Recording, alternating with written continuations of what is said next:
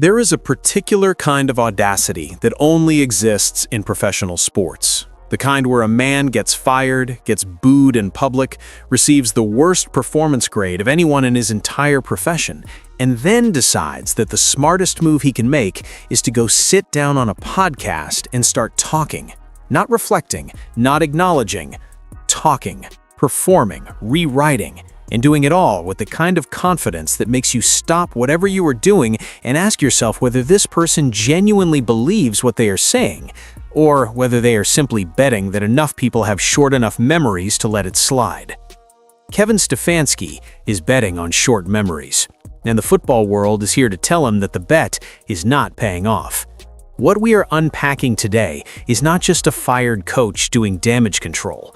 It is not just an internet argument about a quarterback's rookie season. It is a full, layered, documented story about the gap between what a person says and what a person does. It is about what happens when the receipts are public, when the film exists, when the players themselves have already handed in their verdict in writing, and the subject of that verdict decides to walk straight into the spotlight anyway and start talking about how much he cares. It is about accountability in a league that has a longer memory than most people give it credit for.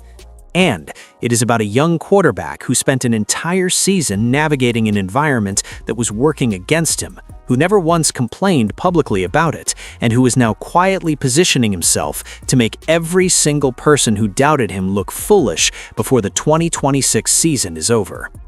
This story has layers. We're going to give you every single one of them. Sit down, let us get into it. Every year, the NFL Players Association does something that the rest of corporate America only wishes it had the courage to do.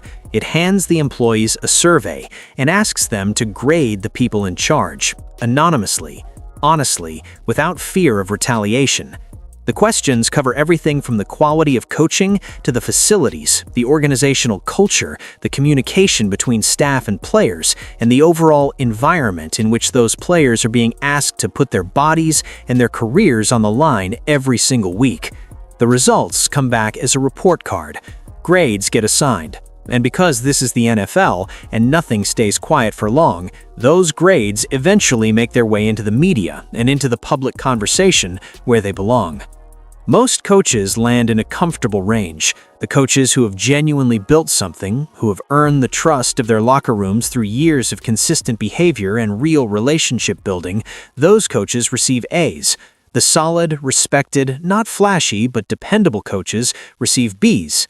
The coaches who are struggling, who are dealing with roster problems or scheme issues or early tenure growing pains, they receive C's. The distribution is wide but not extreme. Most coaches cluster somewhere in the middle because most coaches, whatever their flaws, have managed to build at least some level of functional trust with the men they lead. And then there is Kevin Stefanski. Out of 32 head coaches in the National Football League, Kevin Stefanski received a C-. That grade did not put him near the bottom. It did not place him in a concerning but understandable range. It placed him at the absolute bottom of the entire league, dead last, the only coach in professional football to receive that grade.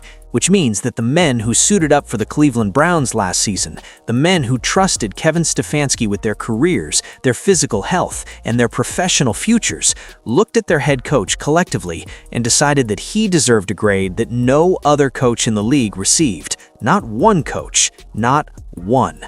Let that land for a second.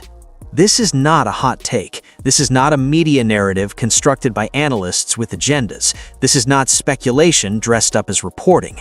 This is the players themselves, the human beings who showed up every day, who ran the plays, who took the hits, who executed the game plans and sat through the film sessions and navigated the locker room politics and showed up for every single practice and meeting. Those people sat down and graded their coach, and the grade they gave him was the lowest in the entire profession. That is not a subtle message. That is not a gentle nudge in a concerning direction. That is the locker room speaking with one voice about what their experience actually was, and what it said was unambiguous. The ESPN Cleveland analysts did not sugarcoat what that grade meant when it became public. One of their commentators sat down in front of the camera and said something that cut right to the center of the situation. He laid it out plainly. The C- grade tells you one of the primary reasons the Cleveland Browns fired Kevin Stefanski. His players did not like him. Not disliked as in mild frustration or occasional disagreement, disliked as in the collective professional verdict of an entire roster of NFL players who had experienced his leadership firsthand and rendered their judgment accordingly. And then, without naming him directly, but making it perfectly obvious who he was talking about, that commentator pointed toward the idea that a certain number 95 on the defensive line had gone quiet. When Myles Garrett stops riding for you, the conversation about whether your locker room is intact is over. Myles Garrett is not a small figure in that building. He is not a player whose opinion sits in the background. He is the most respected player on that roster. He is a Defensive Player of the Year. He is a man of enormous professional credibility and personal character whose voice carries more weight in that locker room than almost any other voice could. When someone of that stature goes cold on the coaching staff, when the body language shifts and the public alignment disappears, it is not subtle and it is not accidental. It is the clearest possible signal that something real has gone wrong between the coach and the people he is supposed to lead. The NFLPA grade did not reveal a problem. It confirmed one that had been visible for months to anyone paying close enough attention. There is a way to be fired in professional sports that, while never comfortable, carries at least some measure of dignity and closure. The season ends. Both sides acknowledge the situation was not working. A press conference happens. Statements are released. The separation is clean enough that the narrative can be managed and the transition can begin with some degree of order and mutual respect. That is not what happened to Kevin Stefanski. Kevin Stefanski was fired on a Thursday, 3 days before the final game of the regular season, not after the season, not with the kind of timing that allows for a clean ending. 3 days before the last game, with the entire football world watching and the Cleveland Browns still having one game left to play. The message that timing sent was not soft. It was not a gentle organizational note about going in a different direction. It was the organization making a statement through the schedule itself. We are not waiting. This is over, right now. And if the Thursday firing was the first blow to Kevin Stefanski's public image as he exited Cleveland, what happened at the Combine in Indianapolis was the second. He walked into that environment and received something that coaches rarely have to endure in a professional setting. He was booed, publicly, audibly, by the people in that building who understood exactly what the NFLPA grade said and exactly what the season in Cleveland had looked like from the inside. The boos were not the random noise of a disengaged crowd. They were the football world rendering a verdict that went beyond the players in the locker room and extended to the broader professional community that watches this league and understands it at a level that casual observers cannot always access. Being booed at the Combine is not a footnote. It is a moment that gets remembered. It gets attached to a coach's name in conversations that happen in private, in front office meetings, in the informal networks that shape how people in the league perceive and evaluate the men who lead its teams. The Combine boos go with Kevin Stefanski wherever he goes next. They are part of the file now, and the file is thick. Here is where the story takes a turn that nobody fully anticipated, because you would expect, given everything that had just happened, given the historic low of the NFLPA grade and the very public humiliation of the Thursday firing and the Combine boos, you would expect a coach in that position to take some time, to sit quietly, to focus on the new opportunity in Atlanta, on building relationships in a new city, on demonstrating through actions rather than words that the Cleveland chapter was a learning experience rather than a character portrait. You would expect discretion. Most people in that situation would choose discretion. Kevin Stefanski chose a podcast. He sat down on Pardon My Take and decided that the topic he was most motivated to discuss was Shedeur Sanders. The same Shedeur Sanders that reporters spent an entire stretch of the 2025 season noticing that Stefanski seemed physically incapable of referencing by name at press conferences. The quarterback whose name seemed to function during that stretch like a word the head coach had decided to excise from his vocabulary entirely. Reporters would ask about the quarterback situation. Stefanski would answer in a way that navigated carefully around the actual name, dancing around it the way you dance around a live wire you have decided not to touch. That same coach sat down on Pardon My Take and said this: "I love Shedeur. I love coaching him. Seriously, he's got the right makeup for this game. He was wired the right way. I wish that we won more, obviously, but if you saw how he played down the stretch, I mean, he's a young player that is getting better, and I'm rooting for him." Read those words again. Really sit with them. He loves Shedeur. He loves coaching him. Shedeur is wired the right way. He has the right makeup for this game. He is getting better. Stefanski is rooting for him. These are the words of a coach describing a quarterback he fully believed in from the beginning. These are the words of a coach who championed this young player, who built the environment around him, who constructed the offensive system with his development in mind, who made every decision during the season with the quarterback's long-term growth as the guiding priority. But that is not what the evidence from the 2025 Cleveland Browns season shows us. Not even close. Love in coaching is not a declaration, it is a daily practice. It shows up in the decisions a coach makes when the cameras are not rolling, when the podcast audience is not listening, when the only people in the room are the coach and his quarterback in the film on the screen in front of them. Love in coaching shows up in the play calls on Sunday afternoon when the game is on the line and the coach has to decide in real time whether he trusts the man taking the snap. So let us talk about what love looked like in Cleveland in 2025. Shedeur Sanders sat on the bench for 10 weeks while the Cleveland Browns season deteriorated in real time around him. 10 weeks, while quarterbacks who were clearly not the long-term answer to anything in that building ran the offense into the ground. The first-round pick who had spent weeks going through intensive pre-draft preparation with the coaching staff, who had sat in film rooms with this coaching staff, who had run through the entire offensive system in private workouts before the draft, sat on the bench and watched. 10 weeks. If you love coaching a quarterback and genuinely believe he is wired the right way and has the right makeup for this league, you do not sit him on the bench for 10 weeks while your team sinks. You find a way to get him on the field. You build the environment around him. You take the short-term pain of a rookie's early learning curve because you believe in the long-term return on that investment. That is what coaches who love their quarterbacks do. What Stefanski did was something different, and the result was a rookie season that the media spent most of its time describing as disappointing. 10 interceptions, a fractured confidence that was visible on film by mid-season, a quarterback who had shown genuine flashes of what he could be when given the opportunity, but who spent the majority of the season navigating an environment that seemed designed to highlight his weaknesses rather than develop his strengths. And then there is the two-point conversion play. This one deserves its own moment because it is not a statistical abstraction or a general observation about play-calling philosophy. It is a specific, documented, time-stamped on-film event that every serious football analyst who watched the Cleveland Browns in 2025 can point to.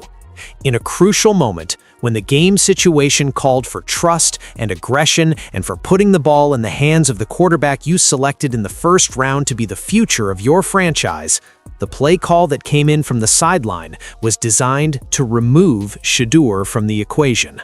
Not to use his athleticism, not to leverage his arm, not to let him make a play in a moment that mattered. The play was designed to take the ball out of his hands.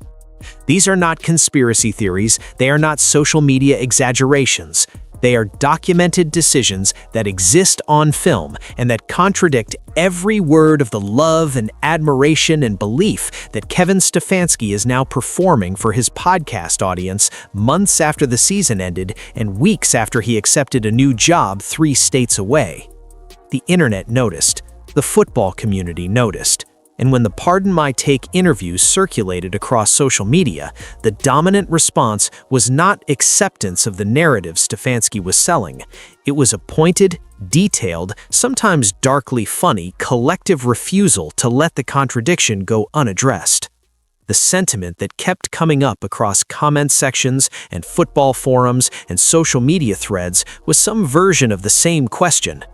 If you loved Shedeur Sanders that much, if you believed in him that strongly, if he was wired the right way and had the right makeup for this game, why did literally none of that show up when it actually counted? Why did it not show up in the play calls? Why did it not show up in how long it took to get him on the field?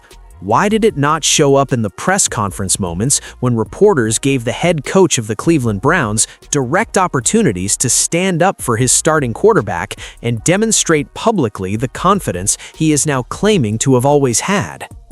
Those questions do not have satisfying answers, and the absence of satisfying answers is itself a kind of answer.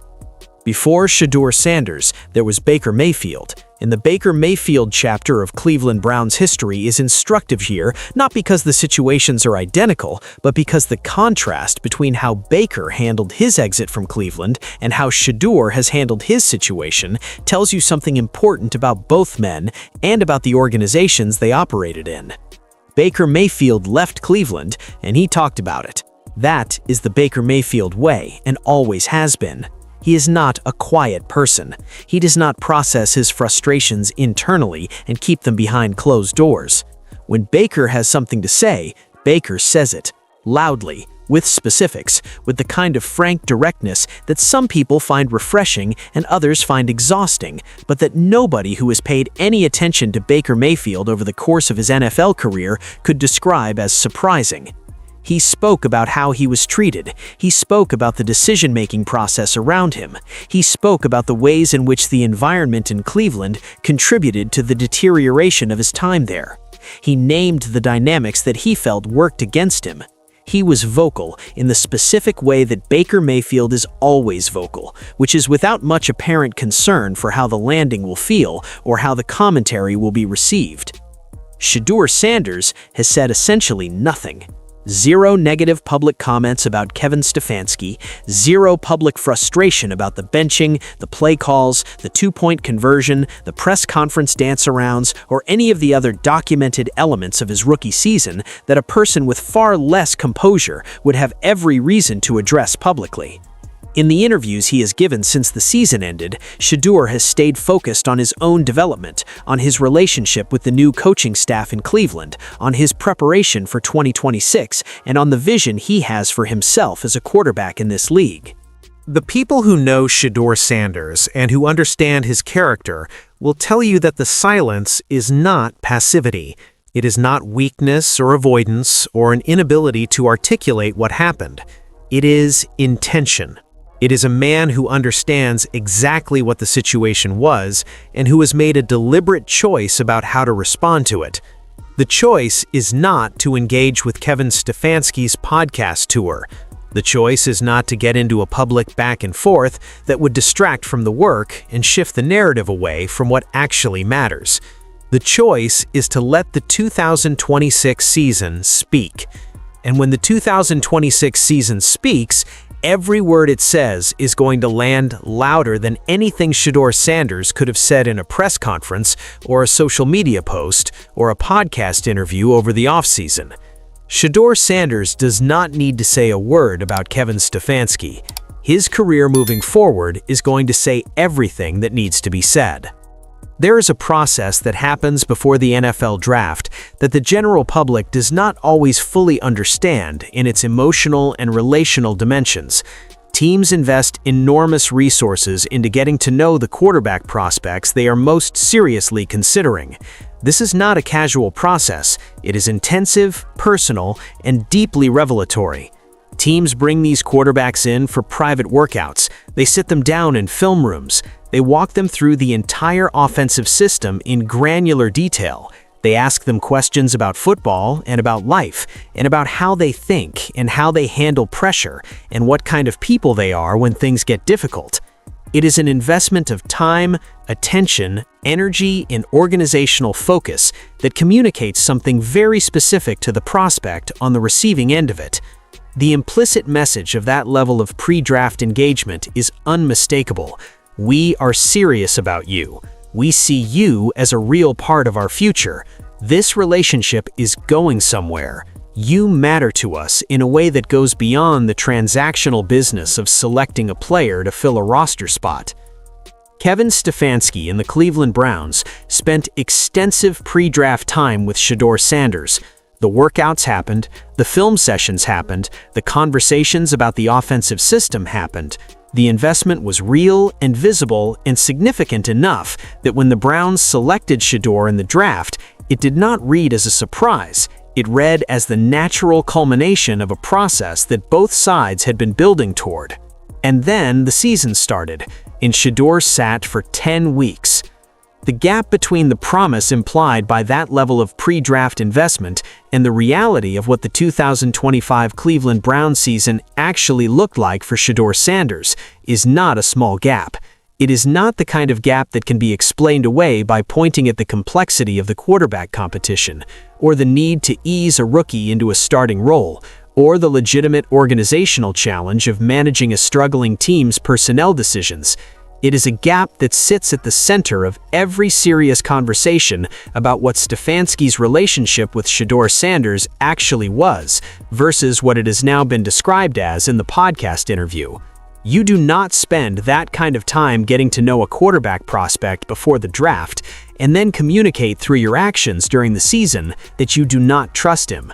You do not build the implied promise of a real opportunity and then design the system around him in a way that sets up failure rather than development. If the pre-draft investment was real, then the follow-through during the season has to match the energy of that investment. Otherwise, the pre-draft process was not relationship building. It was audition theater. And the football world is asking which one it was. There is a category of conversation in the NFL that exists in a space between formal accusation and casual speculation. It is the conversation that happens when a pattern of decisions becomes visible enough and consistent enough that the people paying close attention start asking questions that go beyond ordinary football analysis. These are not the questions you ask about a coach who made a few questionable calls during a tough season. These are the questions you ask when the accumulation of individual decisions starts adding up to something that feels less like football judgment and more like something else entirely. Those conversations are happening around Stefanski's handling of Shedeur Sanders, and they are getting louder. Nobody in an official capacity is throwing out formal accusations of deliberate sabotage. That is a word with enormous legal and reputational weight behind it, and it is not one that serious people deploy carelessly in conversations about coaching decisions. The legal and reputational implications of that kind of accusation in a professional sports context are significant enough that even the people with the strongest opinions about what happened in Cleveland are careful about how they phrase their observations. But careful phrasing and official restraint do not make the underlying questions disappear. They are still being asked, and the questions themselves are pointed enough that they deserve to be acknowledged rather than dismissed. The pattern that people are pointing at looks something like this. You have a first-round quarterback sitting on the bench for 10 weeks while the team loses. You have a coaching staff that spent significant pre-draft time building a relationship with that quarterback and then seemingly spent the season designing the environment around him in a way that limited rather than amplified his opportunities. You have a 2-point conversion play call in a crucial moment that removed the quarterback from the equation when logic and trust would have pointed toward putting the ball in his hands. You have a stretch of the season where the head coach will not say the quarterback's name in press conferences. You have the worst player-assigned grade of any coach in the entire NFL. You have a locker room that by multiple accounts was filled with dissatisfaction around the quarterback situation. At what point does the accumulation of individual decisions stop looking like a series of unrelated coaching choices and start looking like a pattern with a shape to it? That question is not going away, and the fact that Stefanski is now on podcasts talking about how much he loved coaching Shedeur Sanders rather than sitting quietly and allowing the past to recede naturally suggests that on some level he understands the questions are getting louder. Damage control does not happen when there is no damage. Public rehabilitation campaigns do not get launched by people who feel secure in how the public perceives them. You go on podcasts to talk about how much you loved your quarterback when you were aware that the story people are telling about your relationship with that quarterback is not the story you want told. The football world is watching what he does next, and it is watching with the specific, detailed, informed kind of attention that the NFL's long institutional memory makes possible. While Kevin Stefanski was sitting down on podcasts to talk about a quarterback he spent a season refusing to say the name of, Shedeur Sanders was doing something that tells you everything you need to know about who he is when the cameras are not pointed at the NFL story of the week. He pulled up to a school. He brought pizzas. He walked into a gymnasium full of young people who looked up at him not as a football player navigating the drama of a complicated rookie season, but as someone worth listening to. And he talked to them about education, about focus, about taking advantage of every opportunity that life puts in front of you, and understanding that the moment you are in right now is the moment you are responsible for, regardless of what is happening around you or what other people are doing or saying. He told the kids they needed to get good grades, and when the applause in the room was not enthusiastic enough to match the weight of what he was saying, he called them out on it, with a smile. Because Shedeur Sanders understands that accountability does not stop at the edge of a football field. It does not only apply when the play clock is running and the defensive line is in your face. Accountability is how you show up in a gymnasium with a bunch of young people who need to hear something real. Accountability is bringing the same energy and intentionality to a school visit that you bring to a film session. It is understanding that who you are in the moments that do not make the highlight reel is exactly who you are in the moments that do. That is the human being Kevin Stefanski is now singing praises about on a podcast, the same human being whose playing time he managed in a way that communicated something far less than the love and belief he is currently performing. The contrast between the two of them at this exact moment in time could not be drawn more clearly if someone had designed it deliberately. One man is on a podcast talking about a player, managing perception, working an image rehabilitation campaign that the audience he is addressing can see through clearly enough to make it uncomfortable. The other man is at a school, buying pizzas for students, looking a gymnasium full of kids in the eye and telling them that their grades matter, and that their effort matters, and that how they show up when nobody is grading them is exactly as important as how they show up when everyone is watching. The contrast tells you where both of these men are headed, and it does not require a sophisticated football analysis to see it. It just requires paying attention to what people do when they think the important audience is not watching. Kevin Stefanski walks into Atlanta with something that every fired coach dreams about: a fresh start, a new roster, a city that has not yet formed opinions about him based on lived experience, players who have not yet gone through the daily reality of being coached by him and rendered their anonymous verdict, an organization that selected him with eyes open, aware of what happened in Cleveland, and willing to bet that a change of scenery and a new set of circumstances will produce a different outcome. He has real assets in Atlanta. Matt Ryan is in the building as president of football operations. Matt Ryan spent over a decade as an elite NFL quarterback. He understands what a quarterback's development looks like from the inside in a way that very few people in any front office can claim. He lived the experience of being managed well and managed poorly. He knows the difference between a coaching staff that is genuinely invested in a quarterback's growth and a coaching staff that is performing investments while making decisions that contradict it. Having Matt Ryan in a position of organizational authority in Atlanta means that the quarterback relationship dynamics in that building will be evaluated by someone with genuine experiential standing to evaluate them. Stefanski also has organizational support, resources, and a kind of institutional goodwill that the NFL regularly extends to coaches who demonstrate enough previous competence to earn a second chance. The league is not cruel in that way. It does not permanently close doors on coaches who have struggled. It gives them opportunities to demonstrate that what went wrong was a product of circumstances rather than character. But here is what the NFL's institutional goodwill does not erase. It does not erase the C-.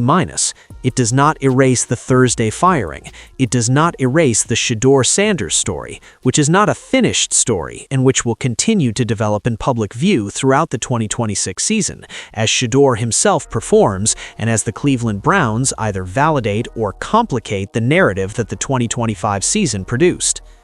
Every single decision Kevin Stefanski makes in Atlanta about his quarterback, about his play-calling philosophy, about how he manages the locker room dynamic and communicates with his players, and navigates the inevitable difficult moments that come with coaching in the NFL, every single one of those decisions is going to be evaluated through the lens of what happened in Cleveland. Not unfairly, not maliciously, that is simply how accountability works in a league with a long institutional memory and no shortage of people who are paid to pay close attention. The C- does not disappear from the file because he changed cities. The Combine boos do not get quieter because he has a new title and a new team. The questions about Shedeur Sanders do not stop being asked because he moved on to a different quarterback situation. The NFL remembers, the analysts remember, the agents who represent the players who will be asked to trust this coaching staff remember. The scouts and the veteran journalists who have been covering this league for decades remember. Accountability follows you. That is not a punishment. That is just how the world works when the evidence is public and the pattern is visible. The Cleveland Browns that Shedeur Sanders is returning to for the 2026 season are not the Cleveland Browns that cost him a year of his development. That is not hyperbole. The energy in that building has shifted in ways that go beyond the surface level of a coaching change. Todd Monken brings a completely different philosophy to the head coaching role, and the early signals from the offseason suggest that the organizational approach to Shedeur's development has changed in ways that are fundamental rather than cosmetic. The offense is being built around what Shedeur does well, not designed around a general system into which he has been inserted as one component among many, but genuinely constructed to reflect his specific strengths, his decision-making instincts, his ability to process information quickly under pressure, and the natural athleticism and football intelligence that made him a first-round pick in the first place. That kind of intentional construction takes work, and it takes a coaching staff that is genuinely invested in the outcome of that work. It takes coaches who look at film of their quarterback and ask, what can we build around this, rather than what box does he fit into? The trust that was absent under the previous coaching staff is being built through daily actions, through the repetition of individual moments in practice and in film rooms, and in individual conversations that accumulate into something real and lasting. Trust in a coaching relationship does not get established through podcast declarations. It does not get built in a single press conference moment or a well-crafted quote for a media outlet. It gets built the same way every real relationship gets built, through consistent behavior over time that demonstrates to the other person that what you say you believe about them is actually reflected in what you do. That is what real coaching looks like. It shows up in the building before sunrise, when nobody outside the facility is watching. It shows up in the specific feedback a coach gives a quarterback about what he saw on film and what adjustment he wants made and why. It shows up in the play call on Sunday afternoon in the fourth quarter, when the game is on the line and the coach has to make a decision that reflects everything he has said he believes about his quarterback. Real coaching is a daily practice. It is a commitment that gets tested every single day and that has to be renewed every single day through behavior. What the NFLPA grades said, what the locker room drama reflected, what the Combine boos confirmed, and what the entire arc of the 2025 Cleveland Browns season demonstrated is that what the players experienced under Kevin Stefanski was not that. They experienced something that did not meet that standard. They experienced the gap between declared values and demonstrated values. They experienced the difference between a coach who says the right things and a coach who does the right things, and they graded it. The grade was C-, dead last in the entire league. Shedeur Sanders experienced that gap more directly than almost anyone. He experienced it from the most exposed and vulnerable position on the roster, the starting quarterback position, where every decision the coaching staff makes about trust and play calling and development and communication lands directly and unavoidably on the person taking the snap. And he handled it without a single public complaint, without a leaked frustration, without a passive-aggressive social media post or a carefully worded interview comment designed to let people read between the lines. He handled it with the kind of professionalism that you genuinely cannot teach, and that the people who are around him and know him will tell you has been there from the beginning. So here is where the story stands right now. Kevin Stefanski is on podcasts. Shedeur Sanders is at schools. The NFLPA grades are public. The investigation whispers are getting louder. The Cleveland Browns are rebuilding around their quarterback with a new staff and a new energy. The Atlanta Falcons are about to find out firsthand whether their new head coach is capable of the growth that his Cleveland chapter demanded of him. The evidence has already rendered its verdict on the 2025 season. The grade was C-. The firing happened on a Thursday. The boos happened in Indianapolis. The film exists. The play calls are documented. The 10 weeks on the bench happened. The 2-point conversion play call happened. The press conference name avoidances happened. All of it is on record, time-stamped, and visible to anyone who wants to look at it with honest eyes. What is not yet written is what comes next. What comes next for Shedeur Sanders in Cleveland under a coaching staff that is actually building for him? What comes next for Kevin Stefanski in Atlanta under the scrutiny of a league that watched what happened in Cleveland and will be watching Atlanta with the same attention? What comes next for the investigation rumors that are currently circulating in the informal spaces of NFL conversation and that have not yet found their way into official channels, but that are growing louder with every new piece of information that surfaces? The story between Kevin Stefanski and Shedeur Sanders is not finished. It is not a closed chapter that both men can step away from and allow to fade quietly into the historical record of a difficult season. It is an ongoing story with active participants, new developments arriving regularly, and an audience that has demonstrated it is paying close enough attention to notice the contradictions between what people say and what they have done. Kevin Stefanski went on a podcast and said he loves Shedeur Sanders. The film from the 2025 Cleveland Browns season said something else entirely. The players who suited up for those Cleveland Browns graded him accordingly. And Shedeur Sanders, the young man at the center of all of it, is not responding to any of it through words. He is responding through presence, through community, through preparation, through the daily work of becoming the quarterback that the 2025 season was supposed to launch and that the 2026 season is going to define. The man who spent a season avoiding a quarterback's name is now pronouncing it lovingly on podcasts. The quarterback whose name he avoided is feeding kids and telling them their grades matter. If you want to know who is going to be remembered well when this story reaches its conclusion, the answer is not hidden in the podcast transcript. It is visible in the gymnasium. It is visible in the daily work that does not require an audience to be real.